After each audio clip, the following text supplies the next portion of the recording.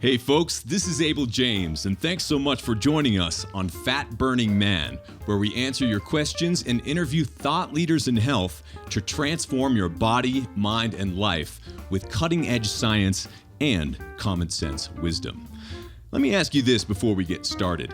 Were our childhood heroes like He-Man and even Captain Planet all jacked up on steroids? I'll tell you what, if you do a quick Google on it now, as an adult, it makes you wonder a little bit. Those guys are totally full of muscles.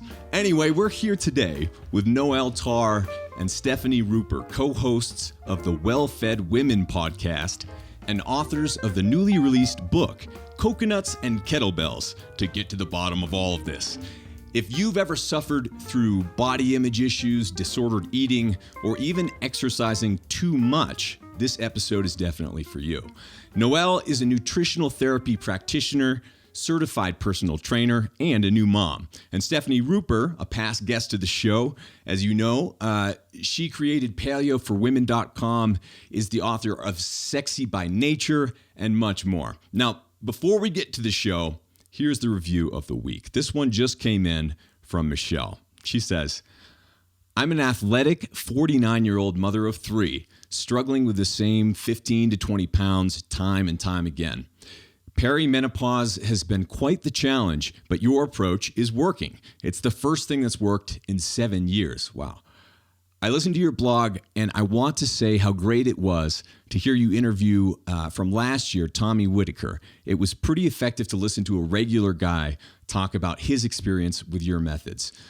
All of the guests are great, but I find it particularly refreshing to occasionally hear from one of your followers. Kudos. I also want to express my appreciation for your flexibility in your approach versus dogma.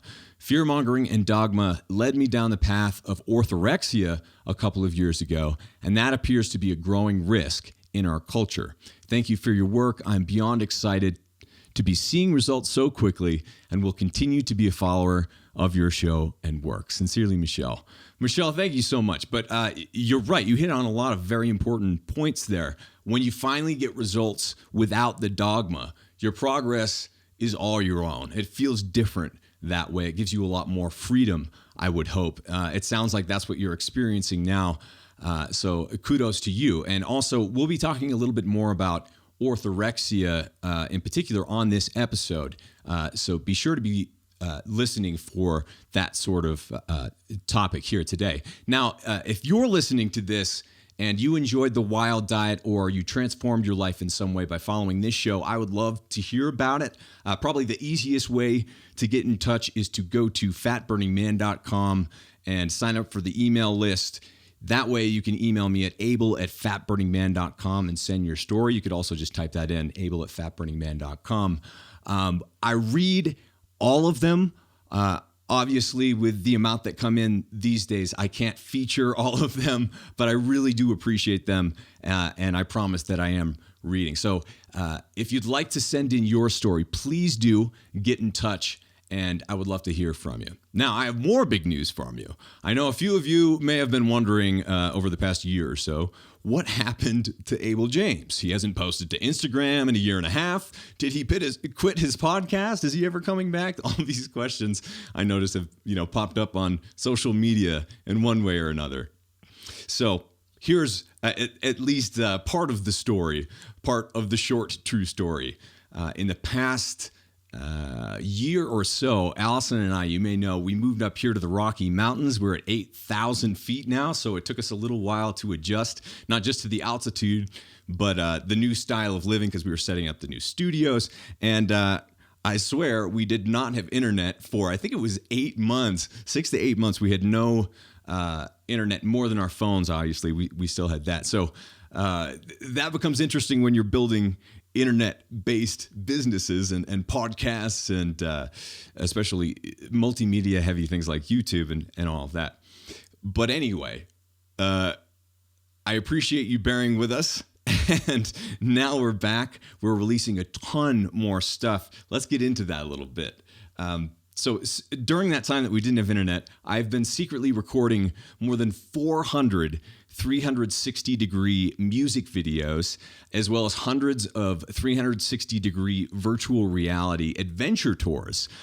We also created our own new health company called Wild Superfoods, and I'll be releasing a new 360 or VR music or adventure video every day for the next year. In fact, right now, I'm recording this in 360 virtual reality video.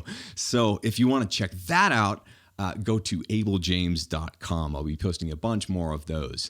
But anyway, you can watch on your phone, your tablet, your computer, or even your virtual reality headset. You can look around the entire room, the studio, or wherever we're adventuring around. So some of those places, I just posted up a bunch of 360 video tours from Yellowstone National Park. We're going to be posting more from the Grand Tetons, Dinosaur National Monument, a volcano in New Mexico, the Real Life Oregon Trail, and tons more. I'm also releasing many music videos in 360 virtual reality, and people have already been enjoying those. So make sure that you tune in if you're interested in any of that. Just visit abeljames.com. That's ABEL, James.com. We're doing a bunch of giveaways and a ton more really cool surprises will be coming out on abeljames.com. Now, for the health stuff, as you guys know, and anything related to this particular show, it's always going to be fatburningman.com. As I mentioned, we also relaunched wild30.com, and that's going to be the home for all of our educational health materials. So be sure to check that out. And of course, there's Wild Superfoods, which is our new venture into the world of health supplements and foods as well, hopefully down the road. So getting into that allows us to do this show and create all of this content and hopefully be able to pay the bills by being our own sponsor. Because as you know, especially in the particular climate that we live in today, taking on outside sponsors, whether you're a person who's behind the mic like me, or whether you're a platform or anything in between, taking on outside sponsors can get a little bit weird. So we're really excited to start our own family business and be able to pay the bills that way. So if you'd like to support us and you live in the U.S., sorry, we're only in the U.S. right now, then check out wildsuperfoods.com. So at Wild Superfoods, these are the supplements that Allison and I have been taking every day for years now. We've been testing all sorts of different kinds, and these are our very favorites that we're now able to share with you. Check it all out at wildsuperfoods.com. All right, on to the show with Noelle and Stefani, where we're chatting about why wild animals don't worry about dieting, problems with ketosis, how finding the edges can help you find the sweet spot, why the Special K diet was a very bad idea, and much more. Let's go hang out with Noelle and Stefani. Welcome back, folks. This is Abel. We're here today with Noelle Tarr and Stefani Ruper. They're the co-hosts of the Well-Fed Women podcast and authors of the brand new book, Coconuts and Kettlebells. Noelle is a nutritional therapy practitioner and an NSCA certified personal trainer. Stefani is the creator, of course, of paleoforwomen.com. She's been on before. She holds a bachelor's degree from Dartmouth College, go Big Green, a master's degree from Boston University, and is currently completing a PhD at the University of Oxford in England. Smarty pants. So today we're actually in 3 separate time zones separated by oceans. It's quite incredible that we can do this. I'm so psyched to have you guys here. Yay. Thanks for having us. Absolutely. So there is a lot to dig into with both of you, but the first thing I'd like to talk about is, basically the main thing that sticks out from your book, which is, I think, most health, diet, fitness books, they really focus on limiting things, giving you a minimum amount of points or foods or what have you that you can eat, mostly making your life miserable. You folks do the exact opposite. So tell us a little bit about why that is. So we have both been in the health and fitness space for several years now and sort of seen it go through these changes. and seen low fat diets being, low fat diets, low carb diets, like low this. First, it was 1,800 calories a day to diet. Then it was 1,500. Then it was 1,200. And we're like, how much lower can you go? Right. And so also, like, especially when we're talking about things like carbs and fats, we realized that everybody has like a different particular need. And so what we should be doing, as opposed to like saying, you just have to cut this out, is look, let's all meet like a minimum of what we need of all of our specific macronutrients. Because like physiologically, your body, like it can use some protein, it can use some carb, it can use some fats. Mm-hmm. We can talk about ketosis in a minute. Oh, we will.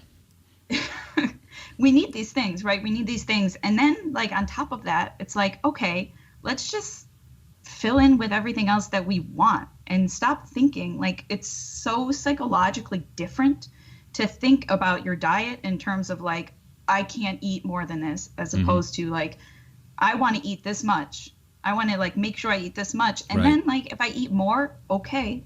Like we punish ourselves for eating more, but maybe we should be celebrating it, especially if it's of like the high quality, really nourishing stuff. Absolutely. Noelle, you want to add anything? Yeah, I think, this concept, which Stefani originally came up with, which is what we're coining like meet your minimums, is really focusing more on adding more nutrients to your diet. And I think that one of the things that women experience, we are not sure, women, not to say that men haven't been, involved in this or been under this sort of, restrictive mentality, but like in our society, it is all about how little can you eat, how much weight can you lose, how much can you work out, and that's really what we base our worth off of. And so we have a lot of women in our community who are just eating too little, and it actually causes a lot of physiological issues because not only are you not getting enough calories, you're also not getting enough nutrients. Right. And so what we're really trying to focus on is let's have you meet these minimum requirements of fat, protein, and carb, which we think is a great general baseline for everybody to start with. And then you get to decide based on what works for you, your physiology, your conditions, your diseases, your hormonal issues, what to add from there. So if you add more carb, that means you're going to follow a little bit more of a higher carb diet. If you add more fat, that means you're going to follow a lower carb diet. And really, we teach people how to figure out whether or not, like, what to do with that and how to figure out which is the best way to go and how to create a plan that works for them, and also how to know that, because at the same time, people are like, well, how do I know if I'm eating in a way that works for me? And so that's kind of where we came up with the minimums and helping people figure out if there's certain foods that may be causing issues like gluten and dairy and refined oils and stuff like that. But you guys didn't just like make this stuff up. You've been through the ringer. You've tried a ton of different things, right? Do you want to just share like a couple of little tidbits for the people out there? Yes. Me in particular, we both come from a paleo background. And wonderful, like we learned so much from that. And our podcast was actually called before the Paleo Women Podcast. But particularly, both Stefani and I have been doing this since we were, young teenagers, which most women have, Sure. in junior high and high school, that's when we start dieting. And I have done everything from, I did have a lot of disordered eating issues and stuff like that. And that was all stemming from, again, trying to restrict.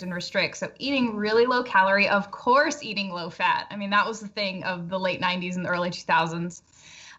Low carb, intermittent fasting, paleo, and I'm sure Steph has tried a lot of other things too. But yeah, I don't know.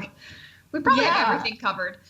I did this Special K diet, as in like the breakfast cereal, not the street drug. Yeah.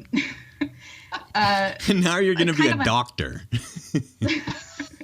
Of philosophy. Oh, yeah. Even worse. Yeah, so maybe it's about right, but I did that because Special K had a diet, because Special K with red berries was for women. I remember trying that. Maybe I wasn't supposed to. Do what makes you happy. There's all these like women in like their skinny jeans on the back cover, But yeah, and you could have a bowl for breakfast and a bowl for lunch, and then at dinner you could have greens, basically. But how is that different psychologically than how you both are eating now? Yeah, so it was, for me, a long road with a lot of patience for myself, and a lot of serious reckoning, learning exactly what I'm doing and why, facing up to the demons we have in our culture and that we've internalized for our own personal circumstances. And nowadays, it's, again, it took me a while, but now I just had for dinner, with my dinner, a piece of cake or two. So I live on the Oxford University campus, and they make really nice cakes, and friends buy them, and then if you don't eat them, you're rude. Right. So anyway, but I can do that, and then continue. Whereas what I would have done in the past, and I'm sure Noelle would have done, is after you eat a piece of a lemon custard pudding, as they would say here in the UK, then you would feel terrible about it. And that would make you either want to skip your next meal or go for a 10K run the next day, right? There are all these behaviors that we would have to make up for it, to remediate the crushing guilt I would feel and fear that I was going to gain weight and then nobody would love me or whatever. And then you would do that thing, and then you would get really hungry or be obsessing about the fact that you couldn't eat, and then that would make you want to eat. And then it just all, it cycles into itself. Something that's just really widespread and really, really unfortunate. And so if you if you learn to be comfortable with the idea of gaining weight, if you learn to be comfortable with the idea of trusting your body, maybe, I think everybody fears that if you don't really restrict, everything is going to go to pieces. Right. But if you learn to trust your body, if you just take that step, and you can take it really slowly, take the steps really slowly. If you do that, then you learn oh yeah, I can eat cake and it's fine. I'll just eat again next time I'm hungry. Fine. And it's so liberating and empowering. How much energy we waste, how much of my energy, my life I wasted, feeling bad about myself. I refuse to do that anymore. I don't have time for that. Yeah. And you're not the only one. No. Noelle, how's it different for you in terms of the different things that you tried, maybe as a teenager, the way that you were eating, or the way that we're all kind of brainwashed into thinking about eating or not eating? How is it different now, now that you've kind of strategically arranged the way that you live based on experience? Yeah, I think the best way to put it is that food and fitness does not control my life anymore, and it used to. And yeah. I can't tell you how many compliments I used to get about how healthy I was, and how how healthy I looked, and how lean I was, and how good you are. You're so good on how are you always so good? And it kind of just fed that ego, and a lot of women they kind of feel oh gosh, this is the thing now.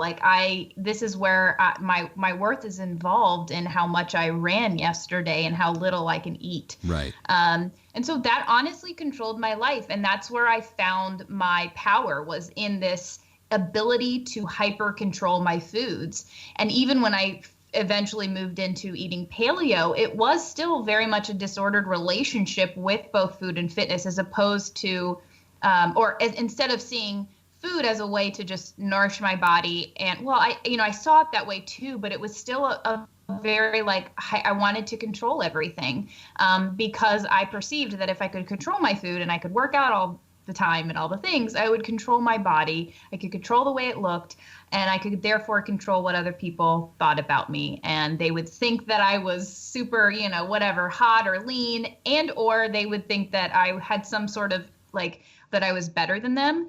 And as I got a little older and I met my husband and I got married, it was kind of a switch for me. I kind of was able to pull back the curtain and see what was going on, and really realize that most of my actions were driven by shame, and shame that was coming from media. A lot of media is get rid of that flabby, back fat and get rid of your cellulite. And it's really designed to make us feel terrible about ourselves. And honestly, with the past of dieting, with the past of having family members, I was exposed to a lot of dieting growing up. I just thought that that's what you needed to do, and that your worth as a human being was in, your ability to control your food and your fitness and the way that you looked. And so it was really empowering for me to be able to unpack all of that stuff. And when I looked around, I saw so many other people in this cycle, which we call it the shame cycle in the book, which is, I love that diagram. Yeah. You tell yourself, I'm not eating hamburgers anymore because whatever, hamburgers aren't Whole30 or hamburgers aren't whatever, it's not paleo. Sure. So I'm not going to eat bread anymore. And so then you restrict all bread and you don't eat it. But then, our mind works in incredible ways, and it is designed to keep us alive and to keep us fed. And so when you start restricting something a lot, and this is more intense for some people and not others, but when you restrict something, not with the mentality of, I'm doing this because I feel better doing this. Like, for example, I completely avoid both gluten and dairy because I feel so much better doing that. But if I were to say, well, I'm just going to avoid hamburgers because XYZ diet says I shouldn't do it, and you avoid and you avoid and you avoid, you can't stop thinking about what you're trying to avoid. Yeah. And eventually that restriction, whether it be you're trying to eat super low calorie or you're only trying to eat, you're trying to eat no carbohydrate, you're trying to eat a bunch of fat, you eventually get to a breaking point, most people do, where you fall off the wagon and you say, I have to have the hamburger, I have to eat carbohydrate again. And you do, and then you feel like crap, like Stefani was talking about, and you feel guilt about that. And so then you have to remedy that guilt. We can't sit as human beings. We hate guilt and we hate shame, and so we want to get rid of it. And the best way for people to get rid of it is, of course, to tighten the reins again and, get back on that wagon and say, this time I'm not going to eat hamburgers or fries, and, further the restriction, or go out and work out, 2 hours the next day. And the whole cycle starts over again, because what are we doing? We're restricting, we're over exercising. We're kind of creating the situation in our body where we're just hyper focused on food and fitness, and eventually we're going to fall off the wagon again. And so that is the shame cycle for us, which we're trying to break people free from. And we're trying to say, look, there is no wagon, you're not on or off. Like, life is a journey. And so if you end up eating a piece of cake, you can just go about your day and eat nourishing foods and not feel guilt and beat yourself up about it, because, that emotional turmoil is so detrimental to your overall health. And it does cause chronic stress, and it can cause chronic health issues. So it's all about really combining physical health with mental and emotional health, and really seeing that as something we should be pursuing together, as opposed to just trying to do everything, sacrificing our mental and emotional health to pursue physical health. So that was a really long answer. Okay. It was an excellent answer, incredibly thorough. But it just highlights a point that I'd like to make. We, for the past coming up on a year now, we've been living in Colorado in the middle of nowhere, surrounded by many more animals than people.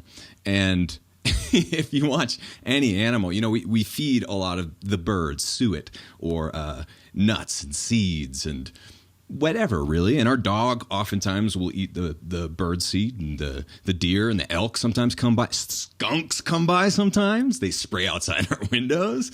But never have any of these animals had thought about food like that.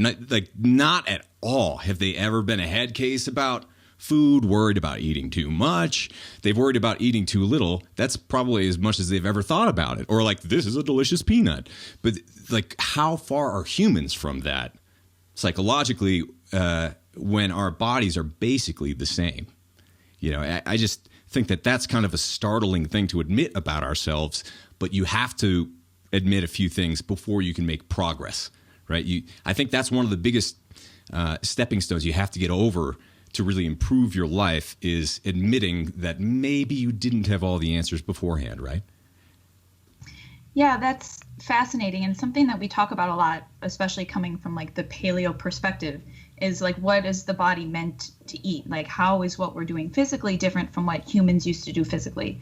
But also there were so many rich emotional ways, and there are some people who do get into this, but there's so much about who we are psychologically that's different. And I think you're absolutely right. Like, animals do things very naturally, and they don't have anxiety except for very specific reasons. And Good we're reasons. in like Yeah.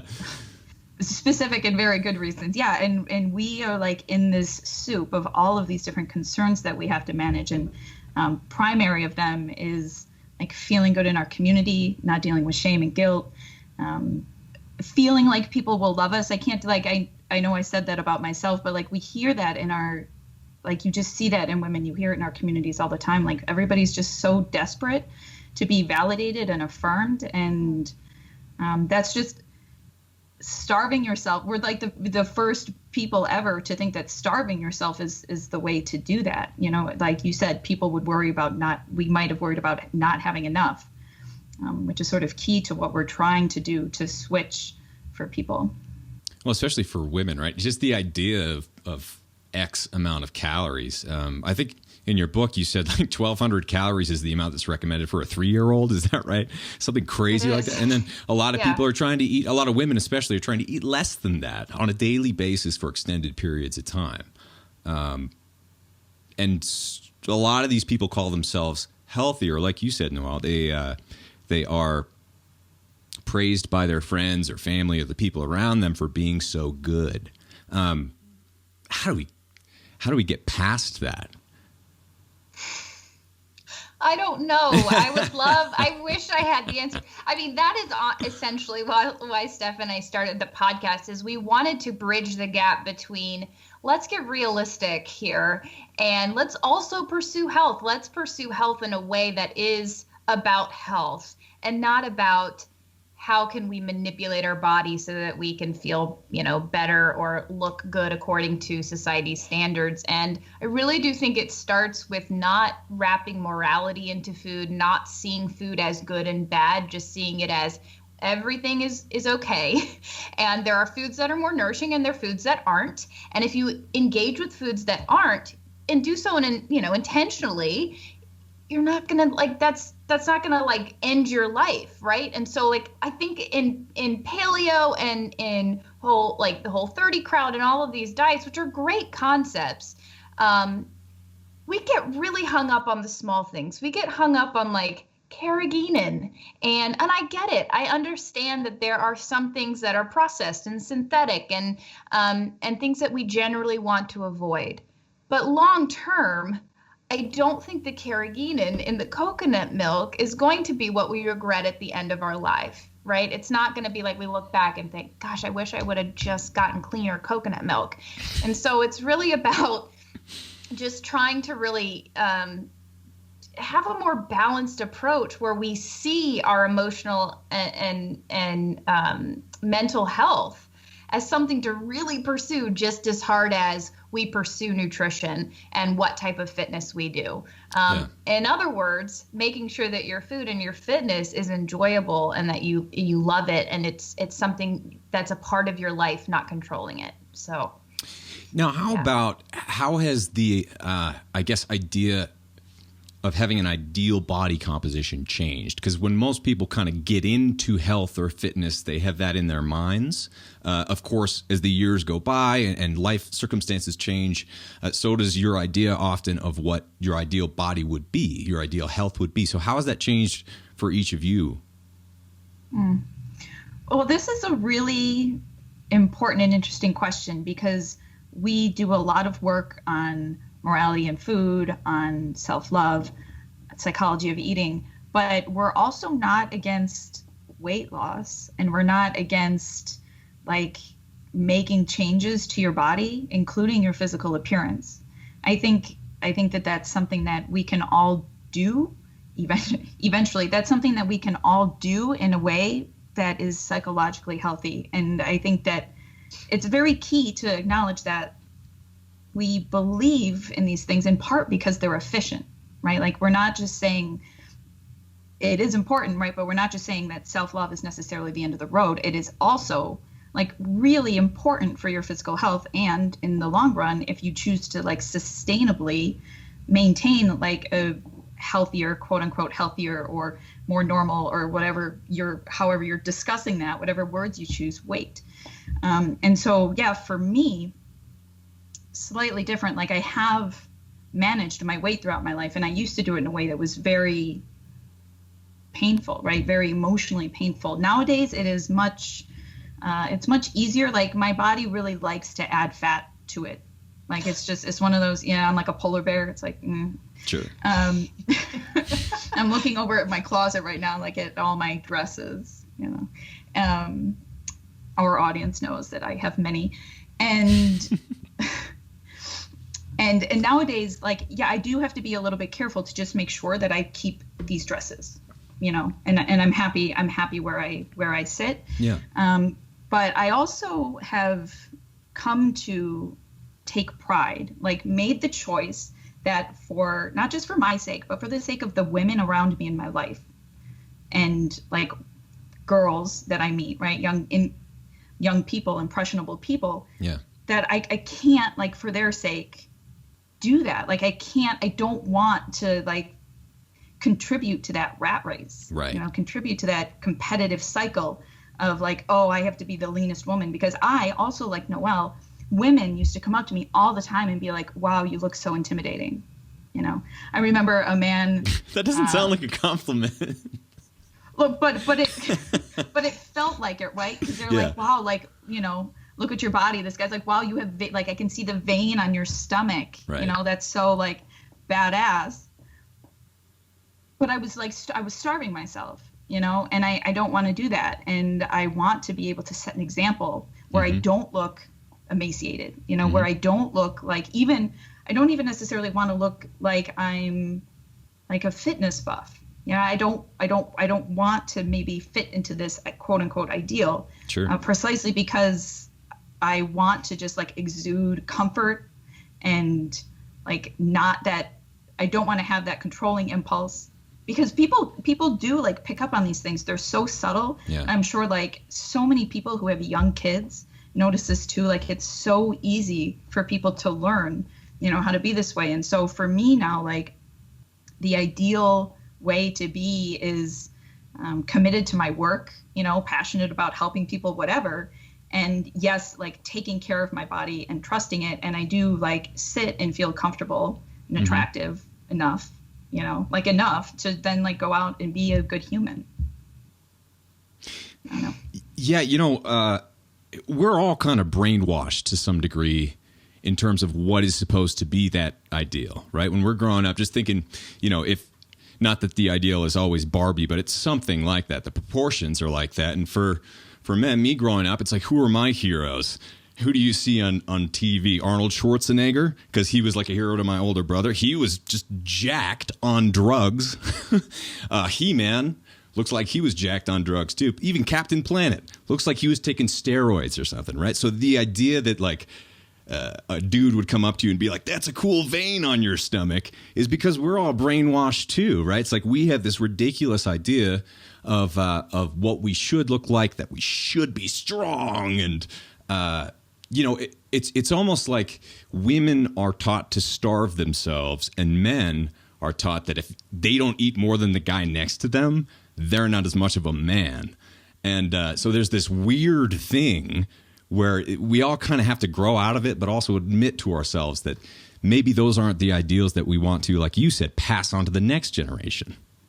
So I appreciate that there are examples now, especially people in the health field like you guys, who aren't bringing that obsessive mentality to the whole thing, right? Because there is this, especially when it comes to fitness, more is better idea, more starving yourself or more drugs to make your muscles bigger or whatever, ethically challenged people might be thinking and taking advantage of when it comes to the brainwashed masses. So anyway, I'd like to shift gears a little bit because there's so much hype these days. I think, we started around the same time, our blogs and later podcasts, and the internet has changed, these communities have changed, these movements have evolved or devolved, and there's so much hype now, especially around keto.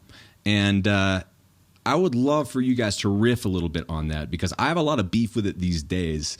A lot of people are getting into it for the wrong reasons, doing it the wrong way, and marketers have really taken advantage of it. And I really worry about women in particular. So I'd love for you to riff on that a bit. Do you want to be angry first, or shall I? I'll let you. We thought that we thought we were over this. Yeah. We did this already. Like, so, Right. like Abel said, we did. It was like 6 years ago. It's been 6 years, and ketosis was like a thing 6 years ago. And paleo was like a very low carb movement, right? Yeah. Like back then it was low carb. And then a couple of years into that, and I was fighting for this as well once I realized like what I had been doing. We began to advocate for like, oh, you know what? Like carbs aren't the end of the world. And then people were like, oh, like maybe some people can do really well on carbs. And we're like, okay, cool. Like we've arrived at the promised land. We make the Paleo Women podcast. Like we're just chilling out. We're like sipping our margaritas with lots of sugar in them. And then it just like, and then it was there, you know, like it didn't even come slowly. Ketosis just like, bam, it was back. Right. And it's with just, products around it this time. That was the difference for me, is like the endless amount of coffee bombs and fat bombs and powders. And I mean, like you guys probably get this too, but I have so many things that are sent like to the house or the office or whatever that are just garbage. It's like, who would ever, well, not even buy this, who would ever consume this? What is this? Just because it says keto on it? I don't understand. Anyway, that's a mini rant right there. It was majestic. Thank you. No, like, what did you say, Abel? Like the cream cheese diet, you know, like there's a difference between quality and controlling your macronutrients. And I fully believe that ketosis can be a very healthy intervention for some people. Sure. Right. Especially if you're working with like brain chemistry issues. Yeah. You know, like that is at the top of the list. And then like, yes, some people, if you have like if you've had a significantly higher body fat percentage for like the majority of your life, like, yeah, you know, and others, sure, try it if you want. But why is controlling a specific macronutrient more healthy than making sure that your body has all the vitamin A, B, C, D, you know, minerals, like all of these things, and your body, like we eat things. Carbohydrates are a very nice source of fuel, especially if you're like really active. We learned all of these things. And And to reiterate, we're not saying like everybody has to eat a lot of carbs. Maybe ketosis works for people in your audience, people anywhere. Like absolutely. But just like acknowledge that it's not the thing that necessarily has to work for everybody, and that you will probably be able to be very healthy even if you're not doing ketosis. Yeah. Don't pee. Yeah. Like, why do you have to pee on sticks every day and brag about how many, all your millimolar action? I mean, seriously, it's ridiculous. And I think that's a great point. It's like, why would you define, it's a very American thing or a Western thing where you're defining what you're doing by this tiny little piece of it, right? Like, I'm keto, I'm in ketosis. I tried peeing on sticks a couple of times. I'm like, I really don't understand how people are doing this every day. And also, what is a lot of people would give me crap because they're like, you're a fat burning man. You can't eat vegetables and starches. I'm like, what are you talking about? This is what we've been saying for 7 years now. Like, people love to think that these new fatty things are cool. But the problem is, it's not even like ketosis is not a fad. It's a state of the body that we're in sometimes. And so the people who are getting into it think that they're keto because they're buying more keto products, or they're eating more cream cheese or eating more butter or what have you. And so it's a big problem because, like I was saying before, like that skunk and those animals have never thought about any of this. They hardly ever put on weight. Some of the ground squirrels are putting on some weight though because of those peanuts. But like for the most part, wild animals never have to think about it. It's no problem. And we are nuts about it and so easily brainwashed into thinking that the next hype or the next big thing is going to solve all of our problems. It's going to be, like you said, the promised land, when in fact the whole time we should have just been eating our vegetables, I think, right? Like our parents told us way back in the day. I think too, for like our whole thing is for women, like the female body is so different from male physiology because we make and produce children. And so our we have a whole different hormonal response to these changes. And so we have these women who are kind of just, especially now, it's like every other person is a keto expert, and they're leading people into this way of life without really understanding the potential damage and like pitfalls that people go through. And so we have a lot of women who are like, yeah, I'm keto, but now I don't have my period, and so they lose their fertility, they kind of are suffering from like chronic cortisol because now they're eating, or they have thyroid issues because they're not eating enough calories or they're eating so low carbohydrate, and it's not right for their body. And, I'm a person who it's not right for my body. And I just got all of my blood work done with my functional medicine practitioner, and my metabolic numbers are fantastic. And I eat a relatively, higher carbohydrate diet. Of course, it's all quality carbohydrates, but there's such a huge difference between high fructose corn syrup and sweet potatoes. Right. And so I feel like a lot of times it's like everybody throws this science out, like, look at how unhealthy these high carbohydrate diets are. And it's like, what were they eating? Mm-hmm. It's a lot of crap. And so if you really want to live healthy, and our whole thing is sustainably too. It's like, what's sustainable long term? Is this what you want like in 10 years, 15 years down the road? Do you want to still be peeing on sticks? Do you still want to be eating bacon and butter for breakfast? Like, is that cool? And if you do, no, like, and that works for you and you feel really good doing that, great. But we're kind of more about like, let's think about what's sustainable. Like, what are you going to want to be doing in 10 or 15 years? Or like, that has to work into it as well. So yeah, and how do you feel too? Right. Being physically active is really tied into being a mentally healthy person in a lot of cases. 30 minutes of exercise is basically the equivalent, according to some studies, of taking pharmaceutical antidepressant drugs. And that physical activity is directly tied to fueling yourself and nutrition and all of that. So what happens to you guys when you go too long without carbs, or you've not really hit the numbers that you need to hit? I actually, like, I still, like, years after I have started eating more things, I still suffer when I don't eat enough.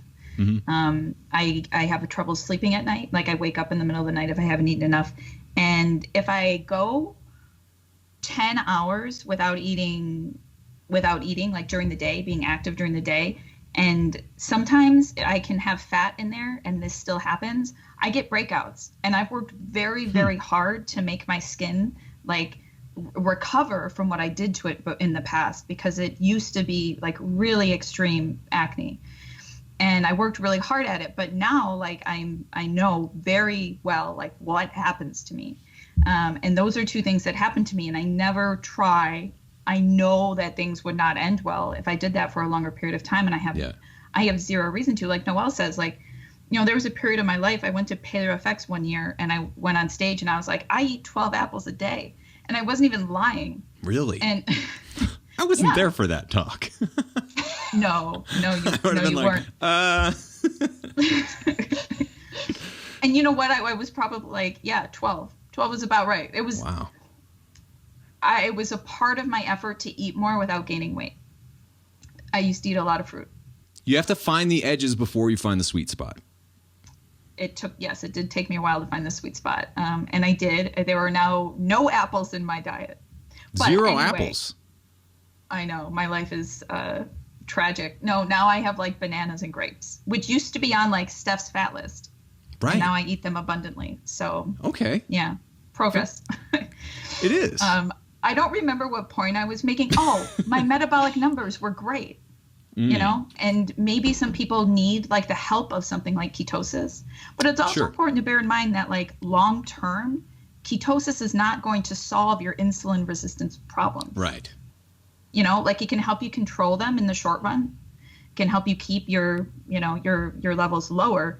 But in the long run, what we need to do is reduce inflammation, heal your gut, do that sort of thing. And that will like provide a basis for you to be able to eat carbs in the long run. But if you like just stop eating carbs, it's not actually going to like heal your body. Yeah, I think that's definitely a good point. And you don't want to jump into any of these things without really knowing what it is. And I think the vast majority of people who do that, you know, they're trained by the media machine to, at most, read the Cliff Notes version of some diet on someone else's website who like stole their content or whatever and turned it into this little caricature of what it's supposed to be. And then it's like, I'm whatever. But I mean, didn't we learn from Atkins? What's the difference between Atkins and keto? Has anyone even asked themselves that recently? Because even if you look back into the history of it, the original Atkins didn't even omit vegetables, according to those original books. So it's just, it's so easy to get carried away. But one of the things I loved in particular about the approach to your book is the bread lover and butter lover thing. Can you guys talk about that a little bit? Yes, we can. I love these phrases. We did have a little bit of back and forth with our publisher about how we wanted to label whether you're a bread or a butter lover. And what we mean by this is like a carb or a fat lover. Yeah. And we sort of identify, I'm the carb lover, obviously 12 apples a day. And Noelle was the fat lover, and we cutely label them bread and butter. We don't. It is cute. We don't talk. Yeah. We try, but it's, we do what we can.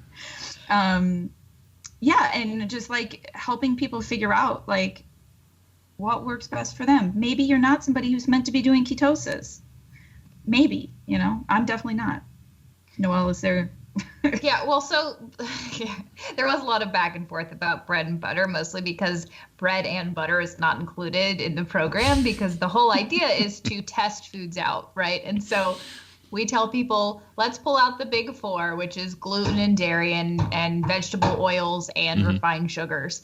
And those are really the big issues that we see cause the most physiological issues with people. So remove those for 4 weeks. And we have meal plans. And this is the real, I think, genius behind what we do is meet those minimums and then follow either the bread lover meal plan or the butter lover meal plan. The butter lover meal plan is a higher fat approach. And that is the meals are more fat heavy, and it's just a lower carbohydrate approach. Yeah. And the bread lover is a higher carbohydrate approach. And of course, we talk about quality and what that means, but we give people the freedom to experiment with, do you want to follow a higher carbohydrate diet or do you want to follow a higher fat diet? And here are some of those physiological conditions which are great for people. Like it's great to follow maybe a higher carb diet if you are trying to get your fertility back, or you are pregnant and or nursing, you know,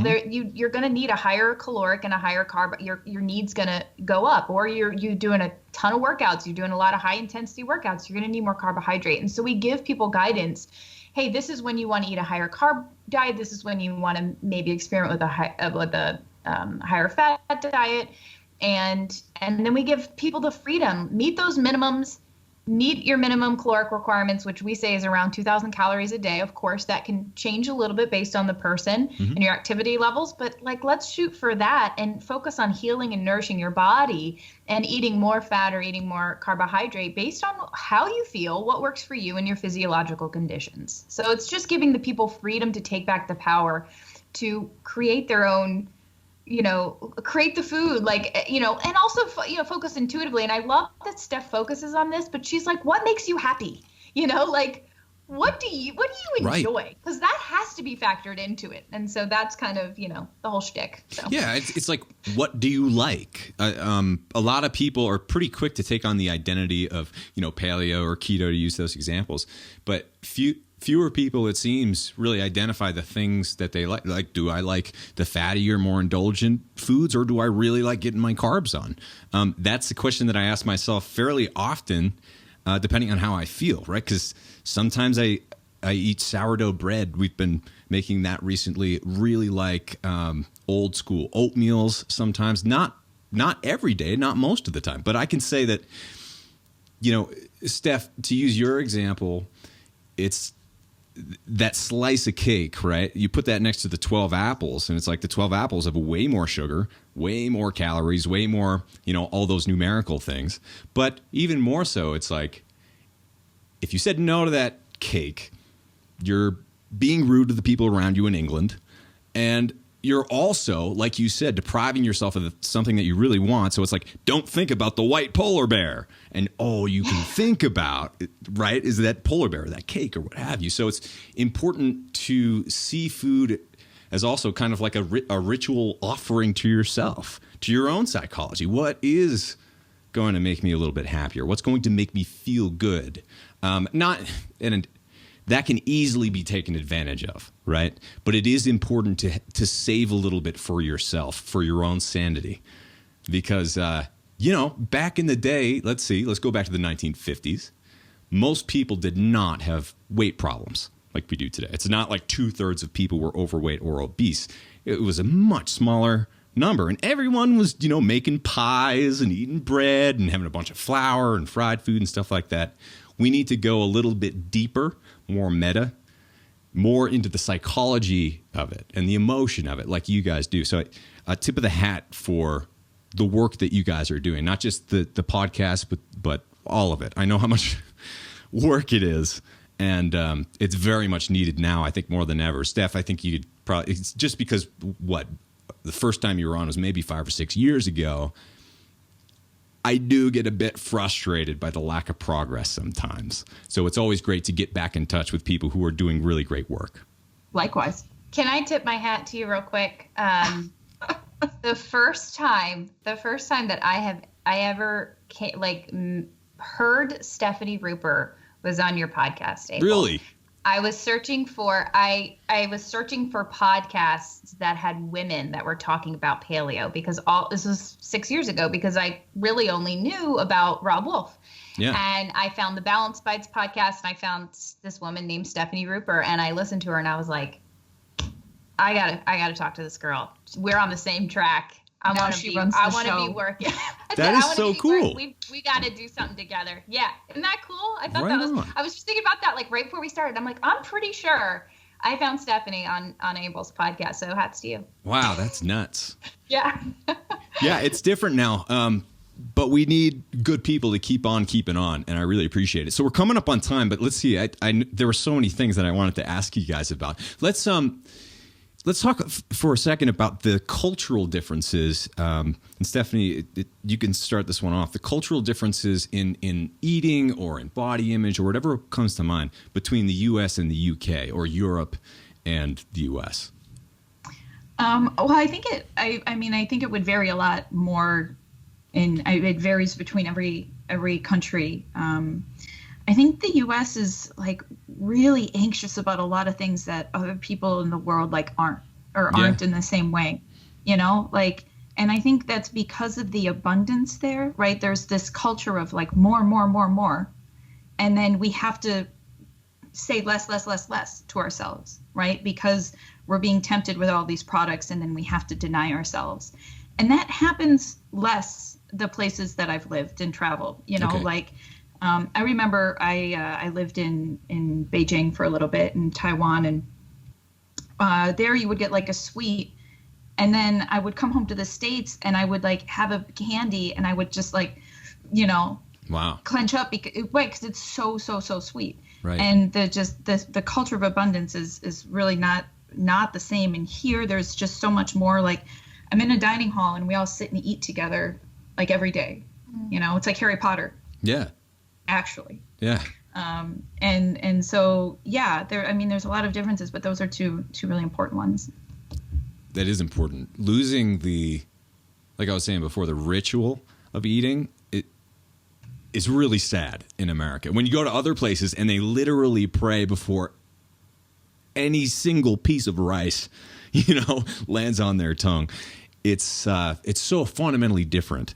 But I would definitely encourage people to travel, especially to more exotic places, because you start to see that the truth that we're all raised in America is not so much truth in other places. It's very much dependent. And also, in fact, it seems like Americans more than ever have been kind of uprooted from all of their traditions. And it's really encouraging to see them maintained in other places, right? The idea that eating should be a cultural event, that you should be somewhat reverent when you're eating, instead of thinking like, oh, this is going to make me fat, right? That's the first thing that most Americans think of, if they're even thinking about what they're eating, right? It's just like, this is going to make me fat. And these are the healthy people. So let's see if we can sneak one more in. Do you guys have any like little rant that you want to get out, Noelle? I'm sure you guys do. I will keep my mouth shut because I know you have some stuff. I can do a little rant, and I think what I'm starting to come into now. I just had I had my daughter. She's a year old. Congratulations. This past year, and it's been a totally life-changing experience. And one of those things has really been, I think, I was really into fitness before, and I've had to pretty much take the whole last year off, just to be brutally honest. And it was before I used to find my identity in like what I was lifting and how much I was working out. Right. And it's really been eye-opening to take the rest and not, like you said, get fat or lose my identity. I'm able to find my identity in other things. And I think our culture, especially this whole like CrossFit culture that we have now, and I did CrossFit for years, so I'm not knocking it, but it's about going hard and doing more. And I just want to just give a little ode to rest days and taking your rest when you need it. And sometimes that means taking a month or 2 or 3 off or a year, depending on, what health conditions you're dealing with. And if you had a baby and if you have free time, because exercise is stress. And in the presence of chronic stress, it can do more stress. And so I think that, I do talk about that in the book. I have a whole chapter on fitness and just about how to create a routine that is, again, conducive to your life and works in your life, not what's that person saying that I should be doing? And instead saying, what's going to work for me today? And some days it's sleeping in, Yeah. So I've really, it's a huge thing for me. And I think it's one of those things that I'm trying to push a little bit more, which is it's okay to have seasons off. It's okay to have seasons of rest. And in fact, we need it as human beings. And I think that that's actually, if we look back in our history, like my grandmother wasn't, eating keto and doing CrossFit. And my grandparents, my grandmother's still around in her 90s. And so that's not the secret. And I think it's actually more so in resting and getting full recovery. So yeah, get that sleep, get that rest. Absolutely. I can vouch for that. I didn't record a new episode of this show for almost a year and a half. This is the first week that I'm recording new episodes. I didn't post to Instagram for a year and a half. I didn't post to almost anything for like 6+ months. Didn't have internet. And that was so important. I do that every like few years. It seems like you just kind of take a break for your own sanity to revisit the things that you love, whether it's exercise and eating a certain way or cooking or recording shows like this. It's really important to honor your own mental health and your own emotional health, because if you're not totally believing in it, if you're not doing it for the right reasons, whether it's dieting or something like this, then it's not going to work out that well. It's not going to do you any favors or anyone else any favors. So it's really important. Now we are out of time, but before we go, can you guys both please tell us where we can find you and also the book Coconut and Kettlebells? Okay, this is Steph. You can find me at paleoforwomen.com. Our podcast is Well Fed Women. We're very charming and nice. If you can't already tell. Come listen if you want, no pressure. Go on. Yeah, and my website is coconutsandkettlebells.com, all written out. The book is called Coconuts and Kettlebells. It's available August 7th. You can pre-order it now anywhere books are sold. Beautiful. And can you just explain a couple of the quick things that are in the book? Yeah.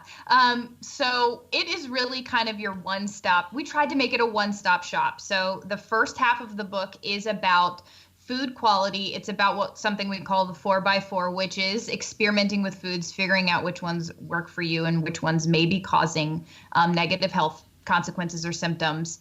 And we do talk about our whole, focus of macronutrient minimums and meeting your minimums and how to know how to create a plan or a food plan. Are you a bread lover or a butter lover? And then the second half of the book is recipes, 75 really simple and easy recipes that you can create. They're all just really simple because that's how I have to live my life. But they're great, and the whole family will love them. They're recipes that you can follow on the 4x4. And then the last chapter is a fitness plan to go along with it. So lots of photos of Noelle in that part. A lot of exercise demos. Yes. They're helpful. They're super helpful. They are. Yeah. Actually, I have the diagrams up right now. You've got a kettlebell on your arm just like that, and you've got a wonderful smile on your face. Yeah. Well, Noelle, Stefani, thank you so much for coming on the show. You are very charming. Love to have you back anytime. Thank you so much for having us. We really appreciate it. Thank you so much for joining us on this episode of Fat Burning Man. If you liked it, don't forget to hit the subscribe button on iTunes, Stitcher, YouTube, the podcast app, or wherever else you might be listening to or watching this show. Got a second? Please leave me a quick review on iTunes. I always love hearing from you, and if you think someone else might like and benefit from this free show, please take a second to share it with a friend or with a family member. You can get in touch with me on Twitter at FatBurnMan and Facebook by typing in Abel James or Fat Burning Man. Drop me a line anytime. Did you know that I've recorded over 150 episodes of Fat Burning Man, winning 4 awards in independent media and hitting #1 in more than 8 countries? And here's some more good news. You can download and listen to every single episode for free. All you have to do is type in fatburningman.com. I'll give you a second to type it in, fatburningman.com. And you'll get all the show notes in video and audio versions for all the past episodes of Fat Burning Man. Better yet, enter your best email at fatburningman.com, sign up for my newsletter, and I'll even send you a quick start guide to start burning fat right now and a few of our ridiculously tasty recipes as a special thanks for signing up. Once again, just go to fatburningman.com right now, enter your best email to get your free fat burning download straight to your inbox, and make sure that you never miss a show again. This is Abel James signing off. Thanks so much for listening, and have a great week.